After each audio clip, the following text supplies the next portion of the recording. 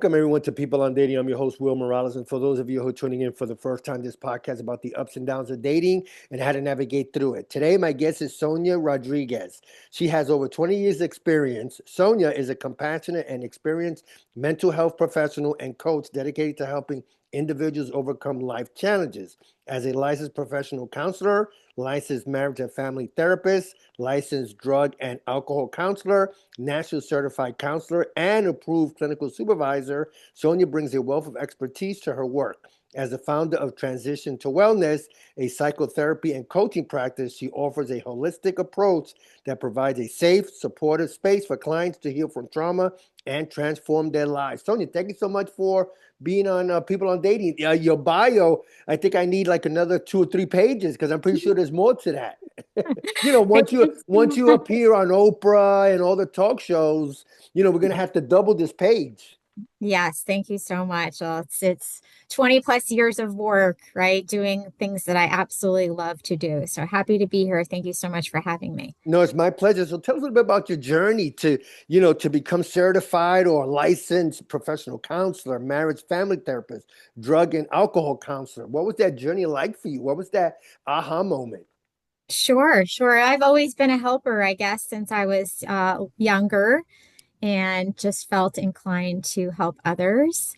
And I actually was planning on going to law school, and I just realized how much I loved learning about people, dynamics, relationships, family systems when I was in my studying. And then certainly throughout my internships and practicums, I realized this is something that was really aligned for me. And certainly through my own journey, we all have ups and downs of life. I think being a therapist and having the information that I have and access to resources has been so helpful throughout my own personal journey of navigating life's difficult challenges because we just never know what's going to happen and what to expect next. Yeah, no, that could hit us. Life could hit us at a moment's notice. And today's a good topic, right? High achieving women and balance. In today's dating age, which people call modern dating, and what I'm reading and what I'm seeing on other podcasts and all that, and some of the women that tend to post their TikTok on every channel available, it seems that they're having, especially if they're high achieving women, they're having trouble finding men at their level. Has dating become that much more difficult for women in 2024, 25, and 26 because of, I'm reading they're going to college more, they're graduating more, they're starting their own businesses, things like that. So they're doing great things. But on the dating level, is it still not matching correctly? If my Yeah, question made sense at all? absolutely. Great question. And this is something that comes up a lot with the women that I work with and in my own personal journey. I think women have become more independent Mhm. and are starting businesses, like you said, ready to take on the next CEO role. And that really shifts the dynamic in a relationship and in a family system. And so I think depending on the background of their partner, it depends on how they're going to adapt to that, right? So, are they making more money? Are they in a more prestigious role? Can they keep up? And how does that impact the partner, right?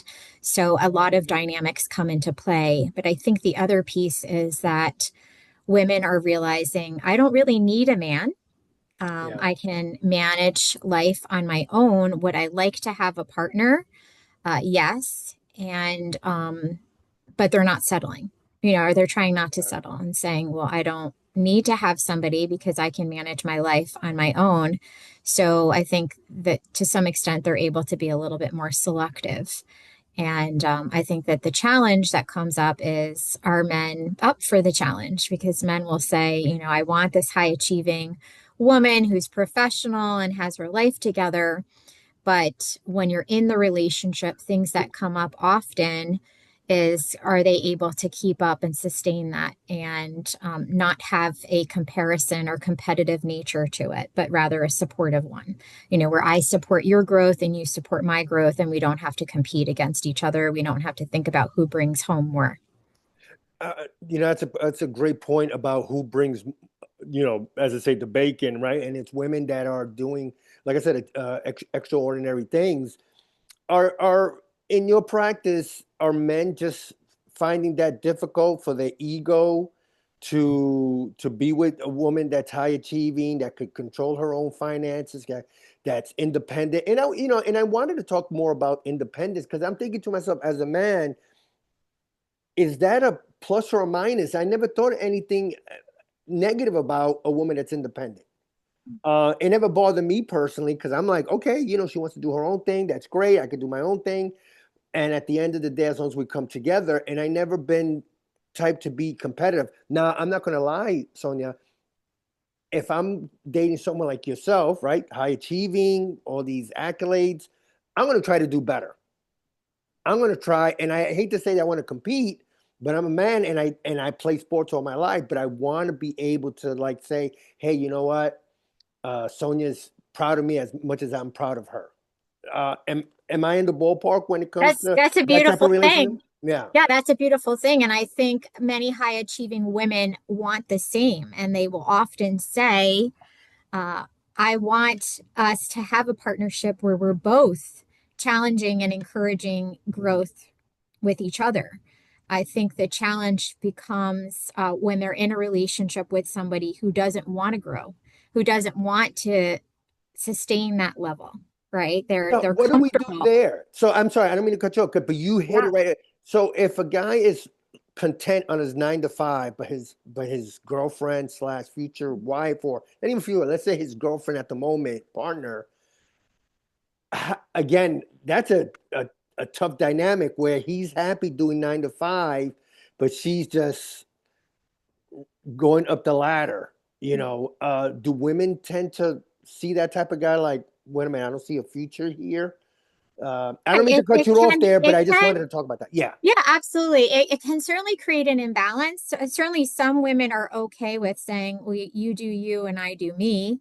And sometimes that works. And then other times there's some resentment that comes up where they will say, if I'm, focusing on doing better every day, I want my partner to be the same, right? I want us to both be working towards uh, improving our lives, whether it's professionally or personally. I want us to, it doesn't always have to be in the work environment. It could be somebody who says, hey, I want to run, a triathlon for the first time, Mm. or I want to read 20 books this year, right? So it doesn't necessarily have to be from a professional standpoint. I just think that when you're driven, and it's helpful when the person that you're with is going to help support that growth and not going to minimize it.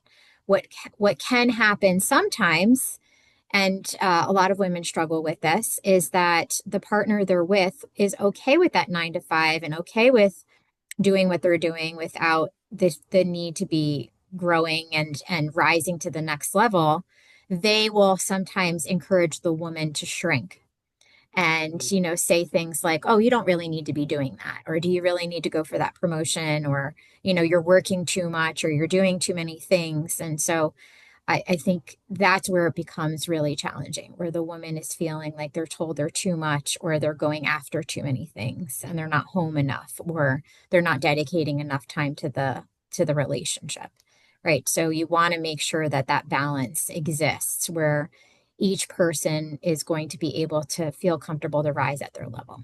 No, I definitely get that. Is this a age specific thing then? If a woman it's in her, let's say between, let me throw a number, 21 to 30, then 35 to 40. Is it age specific where that imbalance starts? Maybe as they get older, does the does the balance even out?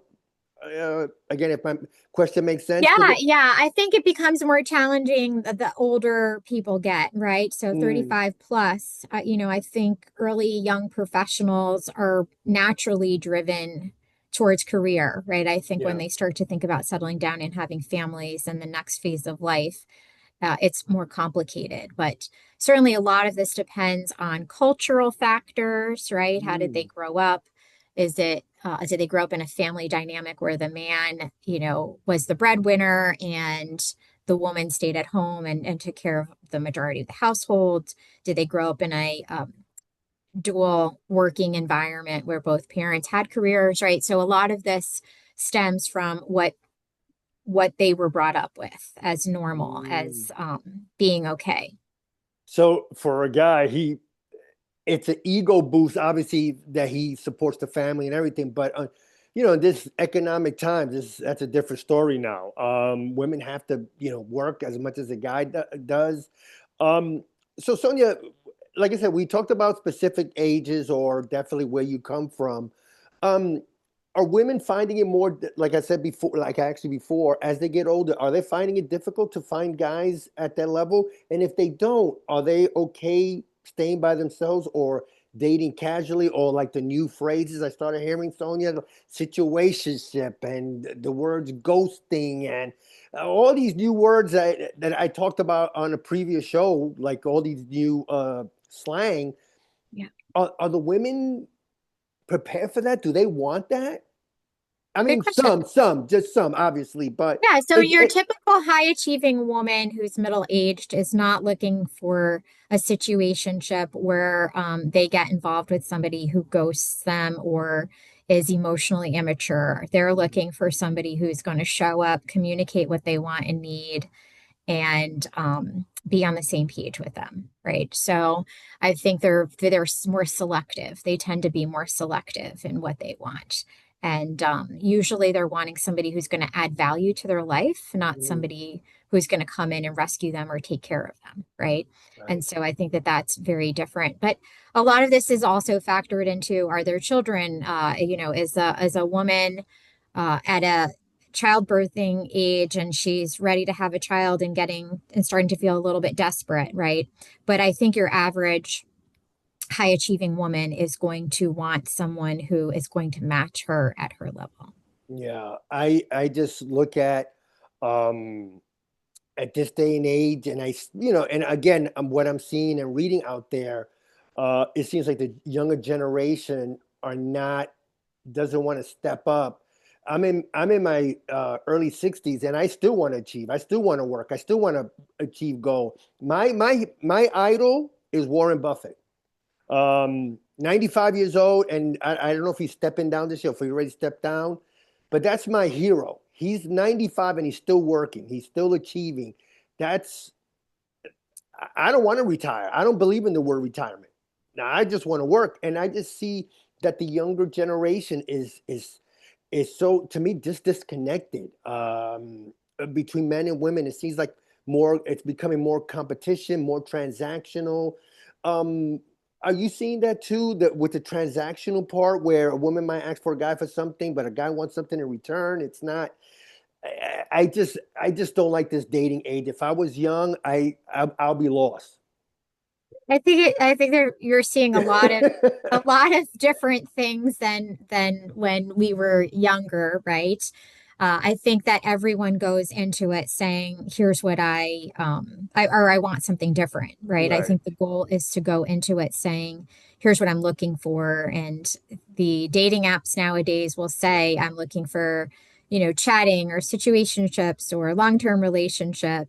Or just something casual, right? And so from the beginning, they should be having a conversation and saying, are we on the same page with what we want? And if so, great. So if you're just looking for a situationship or you're just looking for something casual and you're both in agreement, then it'll work. But if you have one person who's looking for a long-term relationship and a commitment and somebody who's like, I really don't feel like that's for me right now, then there's going to be a disconnect and there's going to be conflict, right? Because their values and what they want in that moment are not aligned. Yeah, I just see how this generation is the modern dating, and even, and I also think too, Sonia, that even older women like when I meet someone now, instead of exchanging phone numbers, is, oh, let me get your Facebook or let me get your Instagram. I, what happened to the old fashioned conversations? I know when I was younger, we exchanged phone numbers. If nobody wanted to pick up, or I don't know if you could block a person back then, but it seems like everything is through texting, through, profiles. It seems like nobody's connecting as much as when I was younger. Are Yeah, you finding that we're out? part Yeah, of it. Absolutely. It's a part of a digital age where everything is available at your fingertips 24/7, right? You yeah, can just hop on. I think the benefit of exchanging somebody's social media is that you get a sense of who they are, as opposed to just exchanging their numbers and they could, be telling you one thing and it's the opposite. But right. certainly if you have access to their social media, you're seeing, does this person like to travel? Does this person spend a lot of time at family events? So I do think that there's a benefit to having that information over just exchanging phone numbers, right? Because you're Yeah. going to get a sense of who is this person and is this somebody I want to spend time with or even invest time and energy into, right?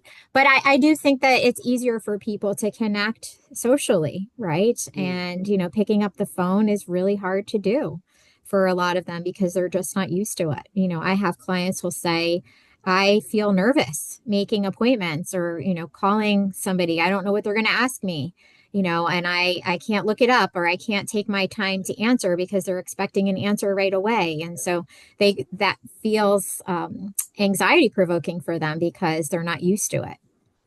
I, man, like I said, back in, obviously it's like I said, digital age. So, but I think it's easy to get out of it. It's just having a conversation. You ask questions, you get to know each other. Um, so Sonia, so for the high achieving woman, right now, they might be, like I said, CEOs and things like that. How do they, how, okay, so how do they achieve that family balance? And let's say they do have a partner. The partner might not be at the woman's level, but he's getting there slowly but surely. They have a family, but this woman is busy, 24/7. Mhm. How do you achieve that balance then? Obviously the man has to pick up the slack, but the kids might miss mommy because she's busy, she's working, she's saving the company and doing all extraordinary things. How does that balance come into play? Yeah, it's always hard for anybody. I think for any working parent, it's hard to navigate life sometimes, right? Hmm. Because you have so many requirements, right? Even just trying to get fitness in, making a home cooked meal, or making it to a sporting event for one of your children. There's a lot that's always happening after the workday. And so I think a lot of people struggle with balance, but I think it's important to connect with the right people. So that might mean, hey, can you drive the kids here? Whether that's, a neighbor or a friend or your partner, and I will pick them up. So then that alleviates you having to do both options, or ordering some of these meals that they have now where all the ingredients come and you don't have to run to the grocery store and you have a recipe in front of you, and that you can do it in 20 minutes and it's going to save you time, right? So I think figuring out what you can do to make your life a little bit easier to create that balance, right? Or being able to say, I'm going to leave, once a month, I'm going to take a half a day off of work for my self care or to do something fun with my kids, right? So being able to kind of outline some of these things that helps to create that balance Hmm. so that they don't feel stretched so thin. But it's hard. It's really hard to do, and it takes time and coordination. Yeah, like I said, I'm hoping that maybe you could be that part of the change by getting couples to talk to each other on the phone. Instead of just, I hate apps. I'm not an app guy. Yes, I have Instagram and all that, but anybody tries to reach me, I just said, listen, this is my number. You want to call me? Call me. I hate texting unless it's like, Sonia, I'm going to be on at 6:05. Can you make it at 6:05 on Zoom? Okay, perfect. That's it. That's all I want.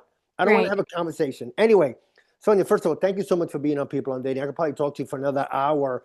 And before I let you go, what's Sonia looking to do in the next 3 to 6 months? What's your plan if you have any goals? And then after that, anything else you want to talk about or promote? Sure. I thank you for that. I just want to add to what you were saying about the communication piece. It is the number one most important thing in a relationship, healthy relationship with anything, anyone. So whether that's your partner, your boss, a child, is communication, effective communication, and asking them what's your preferred method of communicating. Right. And also saying, when you don't want to talk, can you say, hey, now's not a good time? How about we talk in an hour? How about we talk tomorrow afternoon? Always planning for that follow up and making sure that follow up happens. So, just some tidbits there. Yeah. Next 3 to 6 months, I've been writing a lot of books. I've written in 12 anthologies.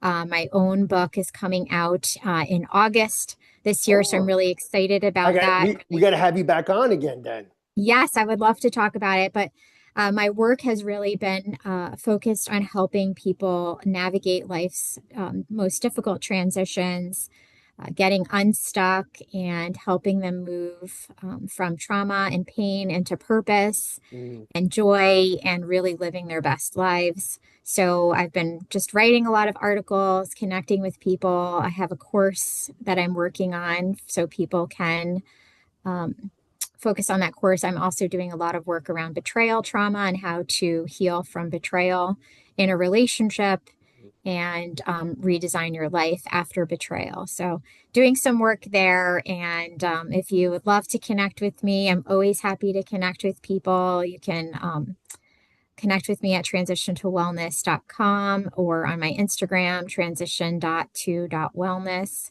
I'm also on LinkedIn under Sonia Rodrigues. Happy to connect with you in all of those ways. Yeah, I'll But definitely thank you put so that on the much. show. Yeah, no, I'll definitely put that on the show notes. And before I let you go, one last word about high achieving women and balance.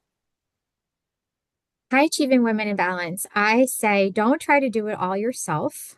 Find support, find the right supports, and give yourself grace that not every week is going to be perfect, but to take some time every Sunday night and say, here's what I'm going to focus on this week. And try not to say, I have to do it all, but what is important for me to do this week, and how can I show up for myself and for others in the best way possible? No, So, thank sounds you so good. much. No, sounds good. Well, again, Sonia, thank you so much for being on People on Dating and taking time out of your busy schedule. I really, really appreciate it. Absolutely. Thank you so much. I can't wait to hear it and to come back on in a couple months to tell you about my book. No, definitely. We'll definitely schedule that. Anyway, thank you so much. And